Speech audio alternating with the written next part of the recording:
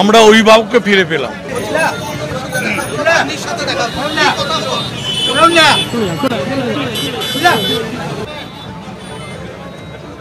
অনুব্রত মণ্ডল অনুব্রত মণ্ডল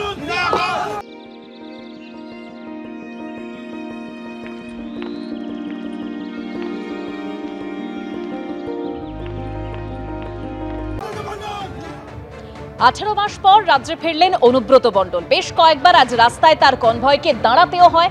তার বাইরে অর্থাৎ তার বাড়ির বাইরে প্রচুর পুলিশ মোতায়েন করা হয়েছিল। ভোরবেলা 5:20 নাগাদ অনুব্রত মণ্ডল এবং তার মেয়ে সুকন্যা মণ্ডল কলকাতা বিমানবন্দর থেকে বীরভূমের উদ্দেশ্যে রওনা দেন।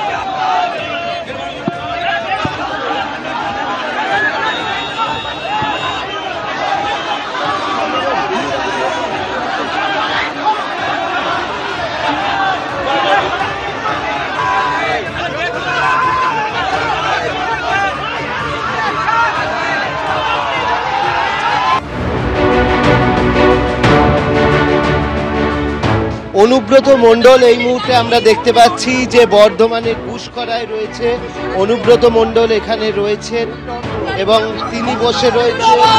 এখানে আমরা দেখতে পাচ্ছি যে স্লোগান উঠছে অনুব্রত মণ্ডলের এবং অনুব্রত মণ্ডল কিন্তু বসে রয়েছেন। 2 বছর পর ফেললাম, 2.5 বছরের মতন। সবাই ভালো থাকুক। মমতা ব্যানার্জি বীরভূম আসছে, শরীর যদি ভালো থাকে, দিদি ভালো থাকুক। দিদির জন্য আমি আছি, বরাবরই থাকবো। তৃণমূলের কর্মীরা রাস্তার পাশে পাশে জড়ো হয়ে রয়েছেন, তারা ফুল ছুঁড়ছেন।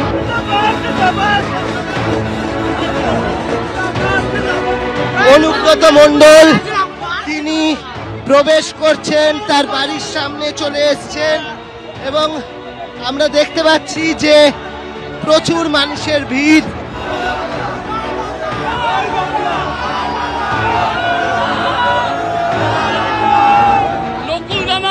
এরপরে হবে চরম চরম করে ঢাক বাজবে আর নকুলদানা বাতাসা খাওয়ানো হবে।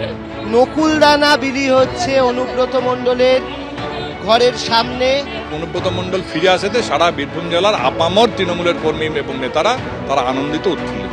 বীরভূমের জেলা সভাপতি ছিলেন অনুব্রত মণ্ডল এবং তার যেখানে তিনি বসেন ঠিক সেই জায়গা থেকে তিনি বসেন এবং বীরভূমের কোর কমিটির এক সদস্য সেখানে ছিলেন শুধুমাত্র, আর কিন্তু কেউ সেভাবে তার সঙ্গে দেখা করতে পারেনি।